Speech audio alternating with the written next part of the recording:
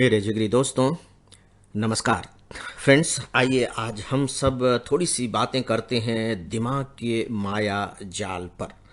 दिमाग के माया जाल पर कि किस तरीके से हमारा अपना ही दिमाग हमारे अपने ही खिलाफ कुछ इस तरह के माया जाल की रचना करता है कि हम उसमें बुरी तरह से उलझ जाते हैं और इस तरीके से उलझ जाते हैं कि हमें फिर वह झूठ नहीं लगता। सच बात यह है कि उसके विरोध में अगर कुछ बातें कही जाएं, कोई भी बात कही जाए, तो वह हमें झूठ लगने लगती है और हम अपने दिमाग के द्वारा रचे गए इसी माया जाल को यथार्थ मान बैठते हैं, सच मान बैठते हैं।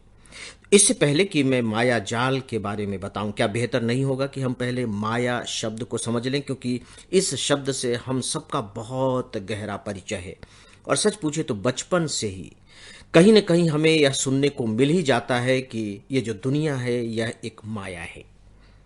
देखिए, जब हम कहते हैं ये दुनिया एक माया है तो हमें क्या समझाया गया है? हमें यह बताया गया है कि ये जो दुनिया है यह सच नहीं है, सच कुछ और है। यानी कि हमें जो कुछ भी दिखाई दे रहा है यह सब भ्रम है। भ्रम के अर्थों में ही ज़्यादातर हमें लोगों ने बताया है, समझाया है और इसका नतीजा यह हुआ है कि हमें सच में यह लगने लगता है कि जो दुनिया है यह बेकार है, यह भ्रम है, यह असत्य है, यह माया है, यह झूठ है। कभी हमें इसके साथ नहीं रहना है, हमें अपने लिए दूसरी जगह तलाश करनी होगी, दूसरे उपाय ढूंढने होंगे और उसी के परिणाम के तहत फिर हम धर्म की तरफ, आध्यात्म की तरफ, सन्यास की तरफ, वैराग्य की तरफ या पता नहीं किन किन रास्तों पर जाने के बारे में सोचने लगते हैं। मैं इस माया शब्द को थोड़े से दूसरे रूप में देखता हूं और किस रूप में, बस उस पर थोड़ा सा आप ध्यान दे दीजिए। जैसे अगर कोई व्यक्ति यह कहता है कि यह संसार माया है, या मान लीजिए कि एक पेड़ है, यह संसार का हिस्सा है और मैं ये कह रहा हूं कि ये जो पेड़ देख रहे हो यह माया है, या मैं आपके हाथ पर एक किसी वृक्ष का बीज रख देता हूं और मैं कहता हूं कि देखो ये जो बीज है ये सांसारिक वस्तु है और जो जो सांसारिक वस्तुएं होती हैं वो माया होती हैं, यह झूठ है। तो अब ये आपके ऊपर है कि आप इसे लेते कैसे हैं। डेफिनेटली जो चीज हम जिस रूप में देख रहे हैं वह चीज हमारे लिए उसी रूप में नहीं है।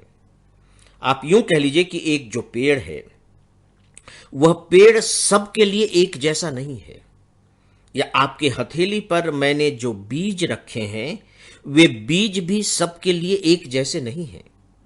उदाहरण के तौर पर मान लीजिए कि वह बीज आप मेरी हथेली पर रखते हैं तो मुझे उस बीज में वट का वृक्ष दिखाई देने लगता है।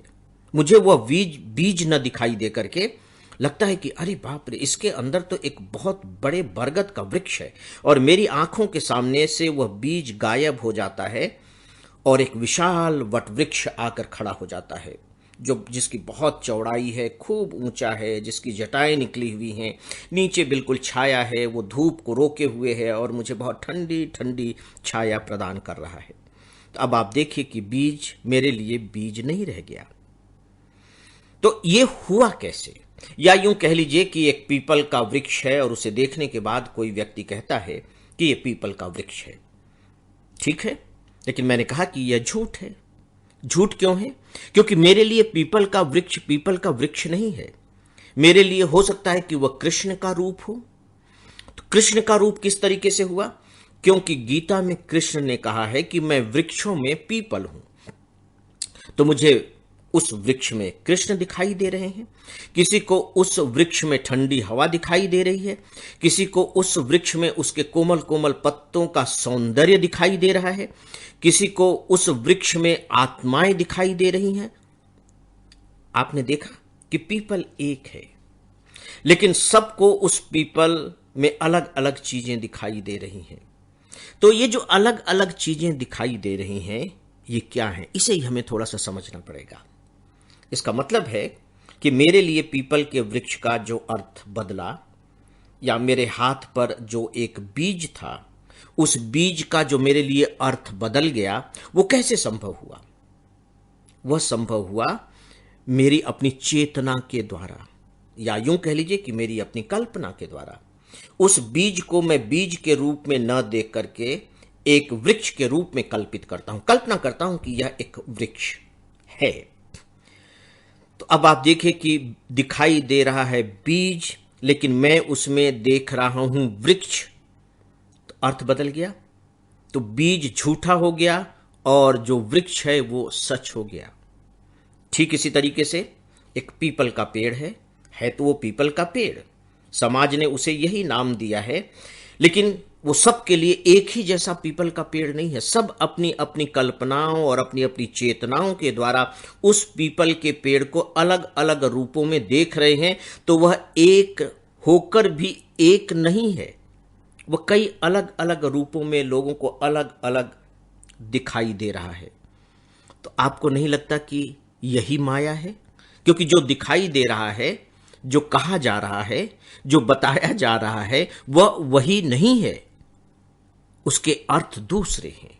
तो दोस्तों, इसे ही मैं अपने ढंग से कहता हूं माया।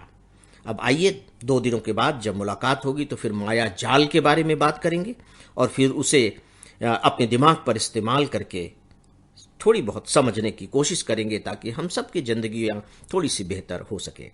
तो दोस्तों, अब आप सब मुझे इजाज़त दें। जो कुछ भी मैंने आप सबसे अभी थोड़ी सी बातें कही हैं उन पर थोड़ा विचार करें, मेरा अभिवादन स्वीकार करें। नमस्कार।